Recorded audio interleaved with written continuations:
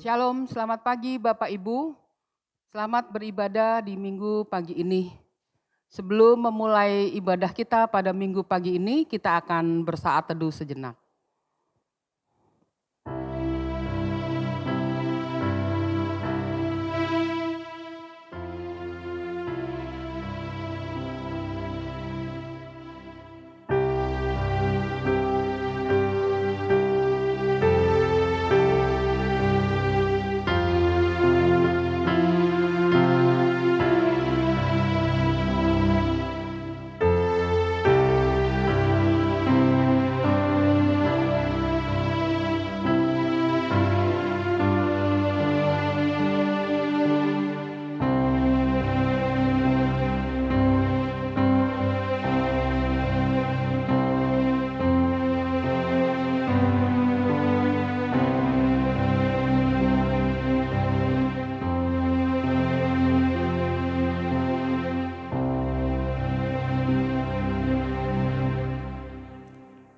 Bapak Ibu, kami undang untuk berdiri.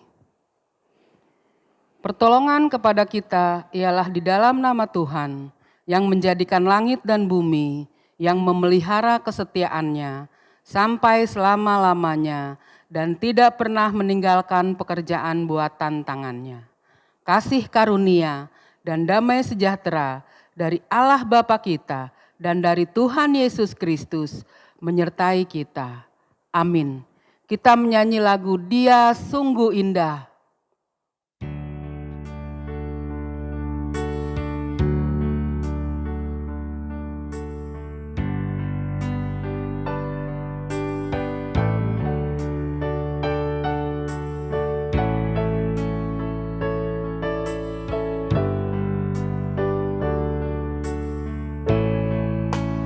Dia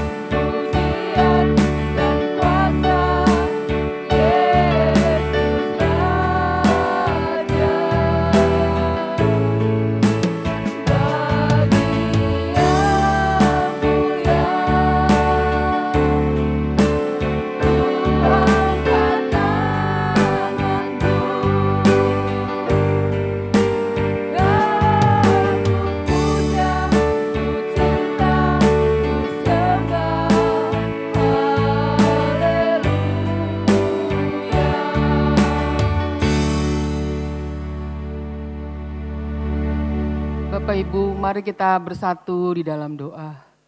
Tuhan Yesus, kami mengucap syukur. Terima kasih Tuhan, terima kasih Tuhan atas pernyataan Tuhan selama di dalam tahun 2021. Tuhan, pada pagi hari ini kami datang sujud menyembah-Mu Tuhan, untuk mengagungkan nama-Mu, untuk mengagungkan nama-Mu yang penuh mujizat, nama-Mu yang ajaib Tuhan. Tuhan Yesus, kami mau serahkan ibadah kami pada minggu pagi ini ke dalam tangan Tuhan. Tuhan kiranya urapi pemusik, WL, singer yang merekam gambar.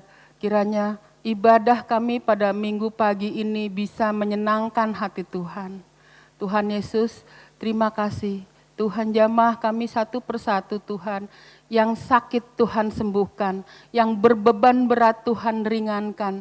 Semua kami yang berkeluh kesah Tuhan lepaskan.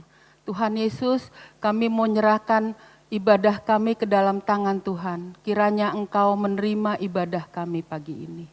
Terima kasih Tuhan Yesus. Amin. Bapak Ibu dipersilakan untuk duduk, kita menyembah Tuhan. Karena kita percaya Tuhan kita dahsyat.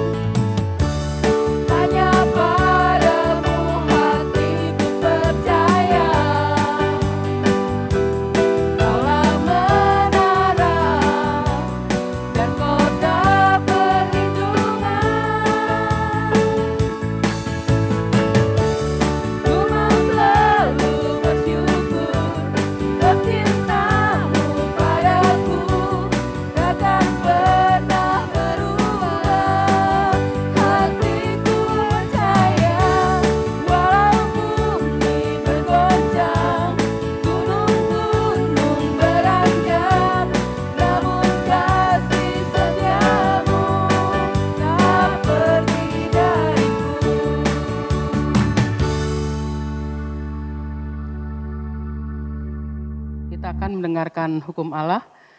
Kasihilah Tuhan Allahmu dengan segenap hatimu dan dengan segenap jiwamu dan dengan segenap akal budimu. Itulah hukum yang terutama dan yang pertama.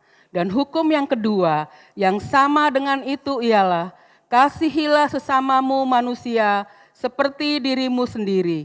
Pada kedua hukum inilah tergantung seluruh hukum Taurat dan kitab para nabi. Diambil dari Matius 22 ayat 37 sampai 40. Kita akan mengucapkan pengakuan iman rasuli, sebelumnya kita menyanyi lagu Hatiku Percaya.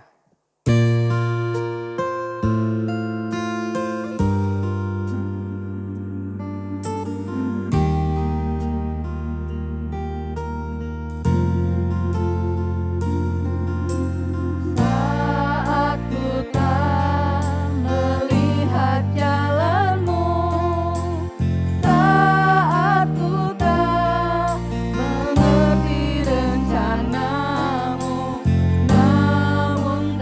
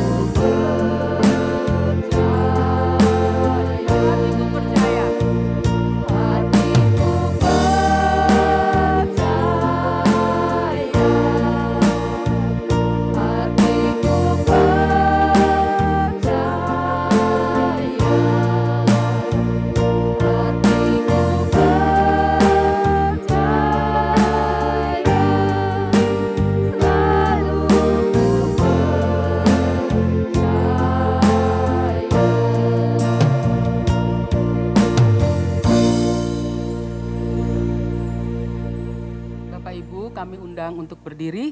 Kita akan bersama-sama mengucapkan pengakuan iman rasuli. 2, 3.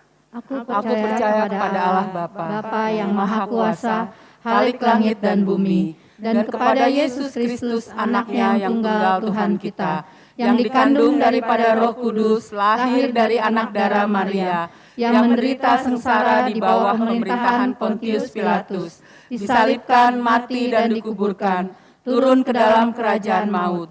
Pada hari yang ketiga bangkit pula dari antara orang mati, naik ke surga, duduk di sebelah kanan Allah, Bapa yang Maha Kuasa. Dan dari sana Ia akan datang untuk menghakimi orang yang hidup dan yang mati.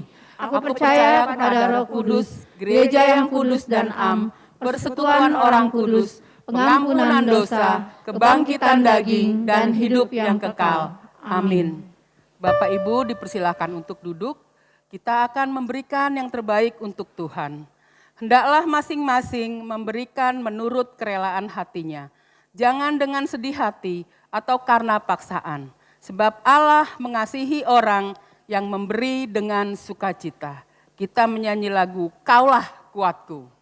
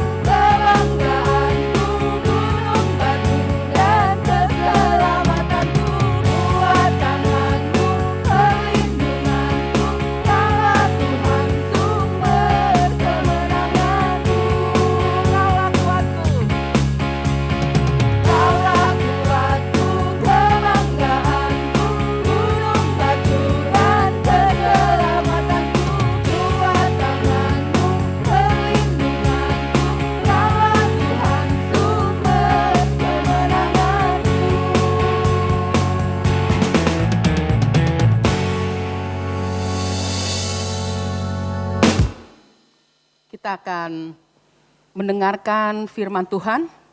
Sebelum kita mendengarkan firman Tuhan, kita menyambut firman Tuhan dengan lagu Kasih Setiamu.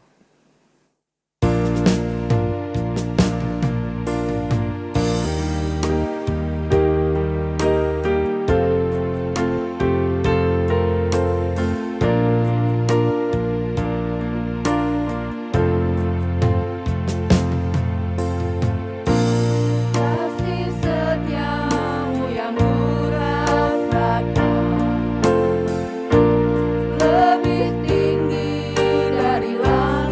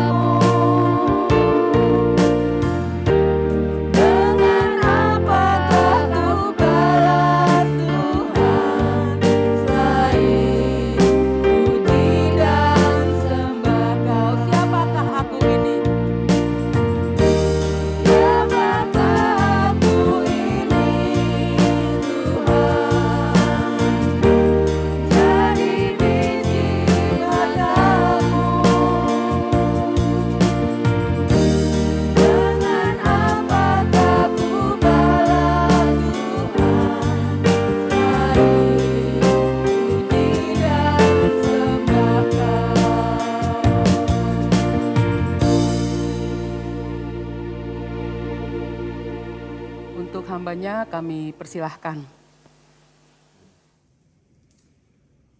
Shalom. Sebelum kita mendengarkan firman Tuhan, mari kita berdoa terlebih dahulu.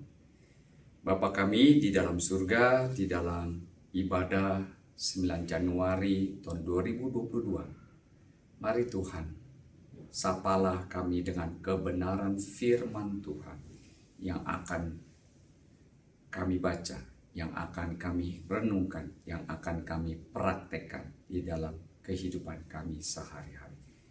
Di dalam nama Tuhan Yesus kami berdoa. Amin. Bacaan terambil daripada kitab Yesaya pasal yang ke-6 ayat yang pertama hingga ke-13. Tapi kita konsentrasi nanti di ayat ke-8 ya. Demikian firman Tuhan. Lalu aku mendengar suara Tuhan berkata, siapakah yang akan kuutus dan siapakah yang mau pergi untuk aku? Maka sahutku, ini aku, utuslah aku. Bapak Ibu Saudara-saudara sekalian, saya setiap hari kalau bisa akan olahraga. Nah, suatu ketika pas waktu olahraga di sekitar komplek kami, saya menyadari ada sesuatu yang hilang, yaitu pohon yang teduh, yang rindang, dan rupanya sudah dipotong. Nah, pada waktu dipotong itu saya sangat sedih sekali, karena pohon itu memberikan keteduhan. Tapi sekarang saya berasanya panas. Nah, pada waktu saya melihat bongkahan yang begitu besar, dan setiap hari kalau saya lewat, saya melihat dan saya sedih, gitu ya. Tetapi suatu ketika di dalam perjalanan saya, lalu saya melihat dan saya menghampiri dan saya memperhatikan. Wah, dari antara pohon yang sudah ditebang habis itu, lalu sudah sekian lama dan pasti sudah dianggap tidak akan lagi bisa tumbuh. Ternyata ada tunas yang kecil dan begitu hijau, dan itu menyenangkan hati saya. Kenapa? Karena itu artinya ada pengharapan. Nah, Bapak, Ibu, Saudara-saudara sekalian, pada waktu kita membaca pada tahun matinya Raja Uzia, aku melihat Tuhan duduk di atas tahta yang tinggi dan menjulang, dan ujung jubahnya memenuhi bait suci. Siapa Uzia? Uzia adalah raja yang sangat baik, dan Yesaya bersama dengan Uzia membuat bangsa Israel, Yehuda itu masih di dalam kembali kepada Tuhan. Mereka mau beribadah lagi kepada Tuhan. Tapi sekarang raja yang baik itu ternyata tidak cukup baik. Karena apa? Karena dia mengalami sakit. Dan sakitnya dianggap adalah saat sakit yang dikutuk oleh Tuhan karena sakit kusta. Nah, disitulah Yesaya merasa hancur. Bagaimana ini bisa bangsa Israel akan tetap jaya?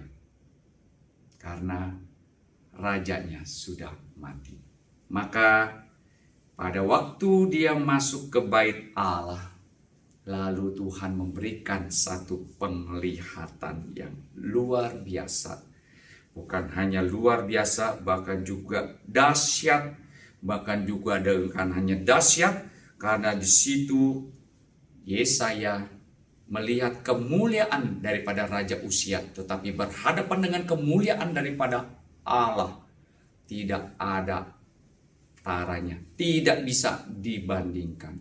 Begitu pula dengan kekuasaan daripada Raja Uzia, padahal juga diingat masih ada tekanan daripada Firaun, di sana masih ada tekanan daripada Asyur. pada waktu dia melihat Tuhan yang bertahta, Tuhan di atas Tuhan, Raja di atas segala raja. Jadi dia punya perbandingan yang luar biasa. Maka dia punya penglihatan yang sangat jelas sekali. Saya mungkin susah, mungkin sedih, dan tidak lagi ada pengharapan. Tapi sekarang saya melihat ada pengharapan. Lalu pas waktu itu bukan hanya sampai maha kuasa, maha dahsyat, tetapi juga ditunjukkan kemahasucian Tuhan. Nah, pada waktu dia menyadari kesucian daripada Tuhan dan kenajisan dirinya, maka dia jatuh dan dia tersungkur dan dia merasa pasti dia akan binasa. Saya saja akan binasa, apalagi bangsa Israel dan Yuda yang lebih najis bibir lagi, begitu ya.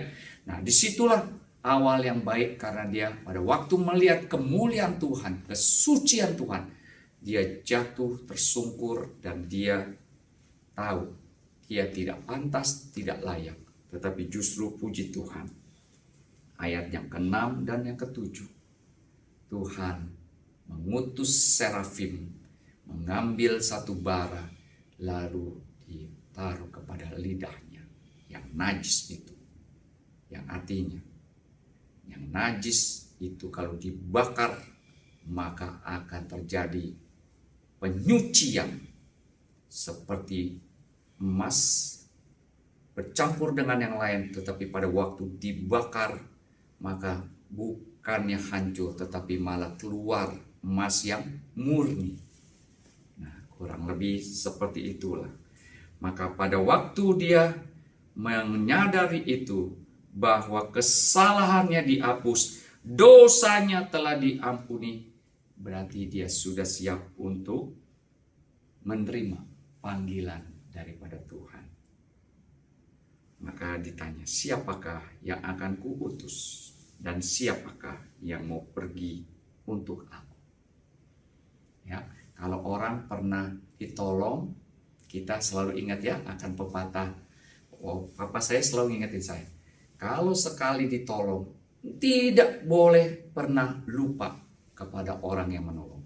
Tetapi kalau kamu menolong, jangan pernah ingat-ingat akan kamu pernah nolong orang. Itu saya pegang baik-baik, tetapi pada waktu saya berhadapan dengan firman Tuhan, ternyata Tuhan kita sudah mau mati bagi kita, manusia yang berdosa. Berarti tidak ada lagi bagian daripada saya yang tidak mungkin bisa membalasnya. Nggak mungkin kita bisa membalasnya.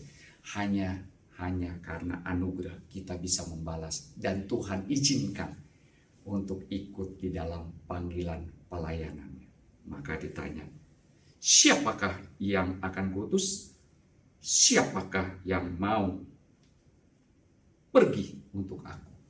Maka dengan rendah hati, Yesaya mengatakan, ini aku, utuslah aku. Nah, pada waktu pergi dia pikir bahwa waktu dia berkhotbah orang akan mendengar dan akan bertobat. Tetapi justru firman Tuhan yang kita baca berikutnya ini menjadi kesulitan besar bagi dia. Karena apa? Punya telinga tetapi tidak mau mendengar. Punya mata, tidak mau menanggap apa yang dilihat. Bayangkan, saya pas waktu lihat pohon, penglihatan itu, lalu akhirnya saya mendapatkan sesuatu. Yesaya pada waktu melihat kemuliaan Tuhan, dapat panggilan itu. Dan bagaimana dengan Bapak, Ibu, dan saudara-saudara? Sudahkah kita melihat apa yang Tuhan mau kita lihat? Pada waktu itu kita diutus justru di tengah-tengah orang-orang yang mungkin dengar, punya telinga, tapi sebetulnya tidak mau mendengar dengan sungguh-sungguh. Punya mata, tetapi ternyata tidak mau menanggap. Dan yang paling penting, bukan dua itu, tetapi apa? Hati. Ya, kalau kita baca di sini, hatinya itu batu. Jadi artinya mata, telinga, hati sudah kehilangan fungsi. Disitulah Yesaya harus layani orang-orang yang seperti demikian. Kira-kira gampang nggak ya menghadapi situasi yang seperti itu? Bapak Ibu saudara-saudara sekalian, bahwa di tengah-tengah kita pernah pasti punya pengalaman. Biasanya kita sebagai orang tua akan ngomong kepada anak kita, ya, dengar ya kata mama ya. Lalu anak nggak mau menanggap tuh, nggak nengok, tapi dia asik mengerjakan sesuatu sambil dengar nggak kata mama. Lalu mereka harusnya kan kita berharap dia nengok, iya mama saya dengar gitu ya, tapi mereka sambil nunduk mengerjakan asik sesuatu, lalu dia bilang, iya mama saya dengar. Tapi ternyata mereka dengar nggak? Enggak, bukan? Ya, sama. Ya, di dalam kehidupan daripada teman-teman yang remaja juga yang, tahu nggak ada masalah gini? Mereka dengar nggak? Dengar. Tapi mau nggak menanggapi? Enggak. Nah, itulah seringkali ya kita punya telinga ternyata tidak bisa untuk melakukan sesuatu. Dan pada waktu kita melihat dengan mata kepala sendiri. Bapak Ibu saudara-saudara sekalian, saya pernah ya mendidik anak kami begitu ya. Saya bilang, dengar ya, itu lilin ya, karena di rumah kami suatu ketika PLN-nya padam dan kami pasang lilin. Nah, pas waktu ngeliat lilin, anak kami ngeliat seneng tuh. Wah, gitu, mau dipegang. Kita kan cegah, jangan nanti panas, begitu ya. Nah, anak kan belum mengerti. Dan dia melihat, tapi juga tidak mau menanggap. Lalu kita bilang, ini kalau dipegang, panas. Saya peragahkan bahwa karena saya pernah mengalaminya. Dan saya tidak mau anak saya mengalami seperti itu. Ya, saya bilang sama dia, lihat boleh, pegang jangan ya. Ngerti? Ngerti. Ya. Nah, pas waktu saya jalan, dia mulai mendekati lilin tersebut. Saya menengok lagi, nggak boleh ya. Lalu dia nengok, dia senyum, iya, gitu ya. Lalu saya jalan lagi, saya nengok lagi, ternyata dia makin dekat dan makin dekat mau memegang itu. Nah, saya berpikir begini, ini anak sudah dikasih tahu berkali-kali, ini anak sudah melihat peragaan daripada saya, kenapa dia tidak mau mendengar ya? Lalu saya berpikir, gak apa-apa deh kalau dia pegang lilin ya, karena nanti kalau saya cegah juga dia tidak akan pernah belajar, nanti jangan-jangan ada yang lebih besar, yaitu apa? Kompor. Ya, anak kami pernah main nyalain kompor, cetek, dus nyala, wah seneng. Kami ketakutan begitu ya, jangan begitu ya, tapi dia pernah lakukan itu. Nah, suatu ketika saya biarkan, tetapi mata saya tetap melihat daripada kejauhan. Ya, waktu saya jalan, lalu dia liatin, dia menengok kiri kanan, nggak ada. Lalu akhirnya dia pegang. Pas waktu dia pegang, dia merasakan kepanasan, lalu dia berteriak dan dia menangis begitu. Nah, pada waktu menangis, saya datang, saya tidak lari, tapi saya, kenapa? Dia diem. Nggak mau. Megang aja, megang. Nggak mau lagi. Nggak mau. Udah pegang belum tadi? Nah, dia diem kan. Kalau dia bilang sudah, berarti dia melanggar. Tapi bilang belum, berarti dia berbohong gitu ya. Nah, dia mendapatkan satu dilematis pada waktu itu. Saya bilang, kamu pasti sudah pegang ya. Kamu nangis. Mana tangannya? Ya, tangannya yang luka. Kami kasih obat. Nah, pada waktu itu saya bilang, lain kali mau lagi nggak? Nggak mau. Kenapa? Karena sudah mengalami. Lalu saya bercerita kepada dia.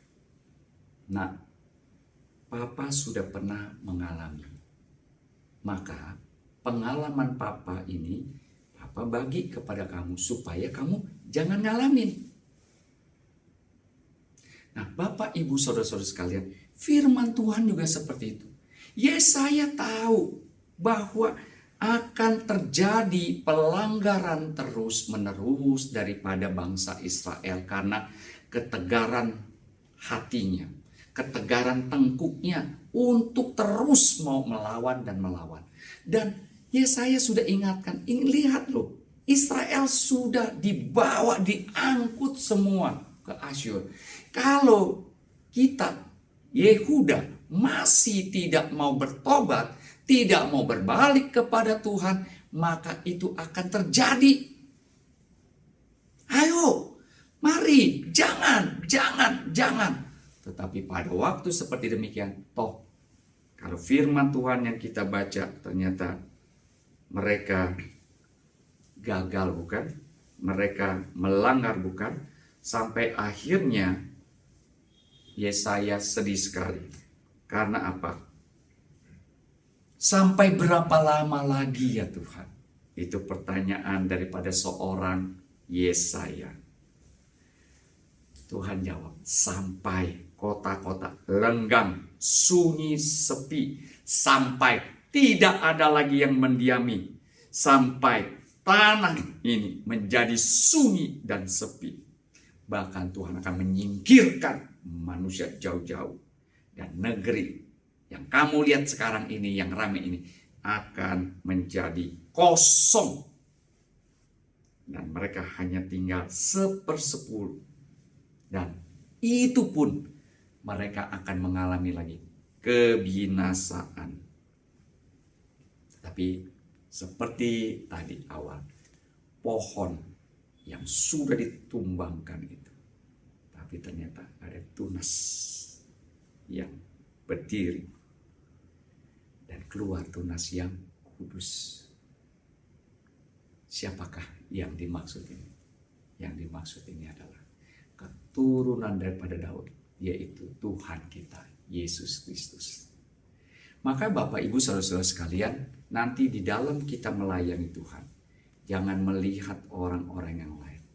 Pandang kepada Tuhan Yesus yang menjadi contoh, teladan, panutan kita di dalam melayani.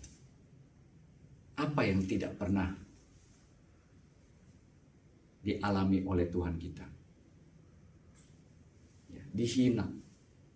Lalu apa jawaban daripada Tuhan pada waktu dihina? Apakah membalas dengan hina? Tidak, bukan. Apa? Ya, kita mungkin pernah dihina, kita mungkin pernah disepelekan, lalu kita ingin tunjukkan diri kita. Tidak perlu. Karena Tuhan kita sudah menjadikan contoh bagi kita. Panutan bagi kita. Teladan yang luar biasa. Waktu dia menerima caci maki, dia tidak membalas caci maki. Waktu dia mengalami kesakitan yang luar biasa pun, dia masih mengatakan, Bapa, ampunilah mereka. Karena mereka tidak tahu apa yang mereka perbuat. Oh, ternyata Bapak Ibu, waktu kita menghadapi situasi orang-orang yang mungkin menyakiti hati kita dan kita ingin membalas, sebetulnya ada persoalan daripada orang itu. Kenapa dia mau menyakiti kita? Karena memang mereka adalah orang-orang yang tersakiti. Kenapa mereka orang-orang tersakiti? Karena mereka memang dikelilingi daripada dosa-dosa dan orang-orang di sekelilingnya, maka mereka menganggap sakit balas dengan sakit. Tetapi Tuhan sekarang mengajarkan kepada saya dan Bapak Ibu Saudara sekalian, bukan? Waktu kita disakiti, mari kita berdoa. Waktu kita disakiti, mari kita membalas dengan kasih sayang, sehingga mereka akan melihat dan mereka akan memuliakan nama Tuhan kita, Yesus Kristus. Bapak Ibu Saudara-saudara sekalian, terakhir ada foto, ya. Itu foto adalah orang yang belum kenal Tuhan. Dan anak muda tersebut itu selalu menyakiti hati orang tua. Selalu menyakiti keluarganya. Selalu menyakiti orang-orang yang ada di sekitarnya. Tapi bersyukur di dalam kehidupannya yang rusak, dia ngebut-ngebutan, dia mabuk-mabukan. Lihat sampai matanya saja, ya, pas waktu di foto itu dia sudah dalam keadaan yang fly gitu, ya, di foto. Tetapi puji Tuhan, orang tersebut bertemu dengan Tuhan Yesus. Dan pada waktu dia bertemu dengan Tuhan Yesus, dia dikasih penglihatan yang luar biasa. Kamu orang yang hancur berantakan dan tidak ada orang yang bisa menolong. Bapak, Ibu, saudara-saudara sekalian, anak pemuda ini, ayahnya pernah mengatakan, Wangsan ikai, pensing nankai. Huang, sungai, san, gunung bisa berubah, tapi kamu nggak bisa berubah. Betul, kalau kita secara manusia. Tetapi puji Tuhan, dia bertemu dengan Tuhan Yesus. Maka dia bisa berubah. Sehingga keluarganya kaget. Memang tidak bisa merubah hati dia. Tetapi pada waktu dia bertemu dengan Tuhan, pemilik daripada dirinya, maka Tuhan bisa ubahkan. Bapak, Ibu, saudara-saudara sekalian, siapakah pemuda itu? Pemuda itu adalah saya. Dan itu sangat menjadi ingatan buat saya foto tersebut. Kalau bukan kasih karunia daripada Tuhan, saya mungkin sudah mati dan binasa. Jatuh kecelakaan, mungkin mati karena overdosis. Mari Bapak, Ibu, saudara-saudara sekalian yang pernah mengalami kasih Tuhan Yesus, mari kita membalas dengan melayani Tuhan. Tuhan Yesus memberkati. Mari kita berdoa. Suara hamba sudah berhenti, tetapi biarlah suara Tuhan melalui Yesaya pasal yang ke-6 mengingatkan kami. Kami adalah orang yang terpuruk, pernah jatuh dalam dosa dan tidak pantas, tetapi sekarang dipantaskan oleh Tuhan. Karena bukan kami, tetapi karena darah Tuhan Yesus yang menutupi salah, pelanggaran dan dosa kami. Sehingga kami bisa membalas cinta kasih bukan karena kami, tetapi hanya kasih karunia Tuhan semata. Tuhan, biarlah kami tinggal di dalam kasih karunia-Mu, biarlah kami mau melayani Tuhan di mana Tuhan tempatkan. Di dalam satu nama Yesus kami berdoa. Amin. Terima kasih Bapak Pendeta atas khotbah yang diberikan. Semoga kita semua bisa melakukan apa yang diinginkan Tuhan, yang menyenangkan hati Tuhan. Terima kasih. Kita akan mengakhiri ibadah kita pada minggu pagi ini. Kita akan menyanyi doksologi. Setelah itu kita akan kita akan berdoa untuk doa syafaat, doa persembahan, dan doa berkat. Setelah itu amin amin.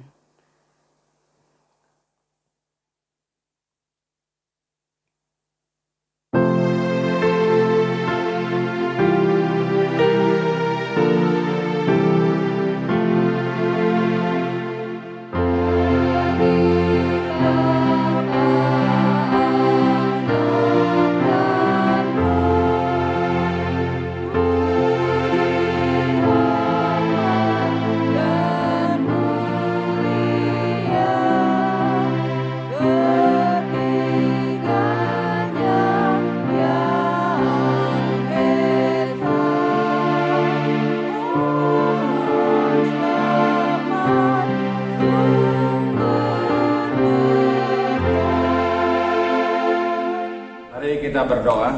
Bapa di sorga, kami bersyukur kembali kepadamu karena hari ini kami bisa beribadah pada Tuhan, boleh memuji dan membesarkan nama Tuhan. Bahkan terlebih kami telah mendengar firman-Mu, supaya dengan firman Tuhan kami terus termotivasi bagaimana kami menggenapkan panggilan Tuhan dalam hidup kami untuk memberitakan tentang kasih Tuhan. Kami berdoa biarlah seluruh jemaat Tuhan terpelihara di Bapak Gading ini, khusus dalam persiapan-persiapan ke depan, dalam rencana-rencana apakah ibadah akan diadakan secara live streaming atau masih online, kami serahkan kepada Engkau supaya kiranya jemaat dan juga pengurus gereja majelis bisa berembuk dan bisa mengambil keputusan yang terbaik untuk kemajuan pekerjaan Tuhan di jemaat UGS Kelapa Gading ini. Kami juga tetap berdoa bagi seluruh gereja Sedang Kristus dan gereja lokal dimanapun juga di dalam kami telah berjalan dan juga maju di tahun yang baru ini, supaya Tuhan memelihara gereja-Mu supaya tetap di dalam visi misi dan juga kesetiaan kepada Engkau. Berkati bangsa dan negara kami Indonesia, biarlah kiranya bangsa Indonesia akan terus berjuang sekuat-kuatnya bagaimana mengatasi satu ancaman COVID varian baru Omikron ini. Ya Tuhan, biarlah tetap Engkau boleh memberikan ketenangan dan juga satu kesabaran buat pemerintah kami, supaya bisa menangani semuanya dengan baik. Demikian juga dengan banyak bencana yang terjadi di Indonesia ini. Kami berdoa untuk saudara-saudara kami yang terdampak karena bencana alam ini. Mereka ada dalam pengungsian, agar Tuhan tetap menyatakan kasih-Mu melalui berbagai sarana ya Tuhan, dan juga berbagai kelompok-kelompok orang, baik secara pribadi maupun secara bersama-sama, baik swasta maupun pemerintah. Tuhan memberkati. Terima kasih, berkati untuk Presiden Pak Jokowi, supaya dia terus bisa sehat, kuat, dan memimpin bangsa ini dengan baik, baik dalam pemerintah pusat maupun pemerintahan daerah. Tuhan berkati. Hari ini kami telah memberi persembahan kepada Tuhan. Biarlah persembahan yang kami bawa kepada Tuhan, Engkaulah kiranya memberkati. Kami berdoa khusus untuk hamba-Mu Pak Andi dan Ibu Eli yang ada rencana akan berangkat ke Amerika untuk melihat keluarga, anak di sana, dan Tuhan akan menyertai seluruh perjalanan dan memberikan perlindungan, proteksi supaya sampai di Amerika juga dengan selamat, dan nanti pada waktunya bisa kembali ke Indonesia juga di dalam kasih pertolongan Tuhan. Menyerahkan Pak Andi dan Ibu dalam tangan Tuhan, Engkau menyertai dan Engkau juga memberkati. Terima kasih Tuhan, inilah syafaat kami, doa persembahan yang kami bawa dalam nama Tuhan Yesus yang mengajar doa demikian. Bapa kami di surga, dikuduskanlah nama-Mu, datanglah kerajaan-Mu, jadilah kehendak-Mu di bumi di surga. Berilah pada hari ini makan kami secukupnya, dan ampunilah kesalahan kami seperti kami sudah mengampuni orang lain yang bersalah pada kami. Janganlah membawa kami ke dalam pencobaan, tetapi lepaskanlah kami segala yang jahat, karena Engkau punya kerajaan dan kuasa dan kemuliaan sampai selama-lamanya. Terimalah berkat daripada Tuhan. Kiranya damai sejahtera dari Allah Bapa yang limpah sempurna, kasih karunia penebusan pengampunan dosa dalam Kristus Yesus Anak yang tunggal, serta janji penyertaan oleh Roh Kudus menyertai saudara sekalian sekarang ini sampai selama-lamanya. Amin.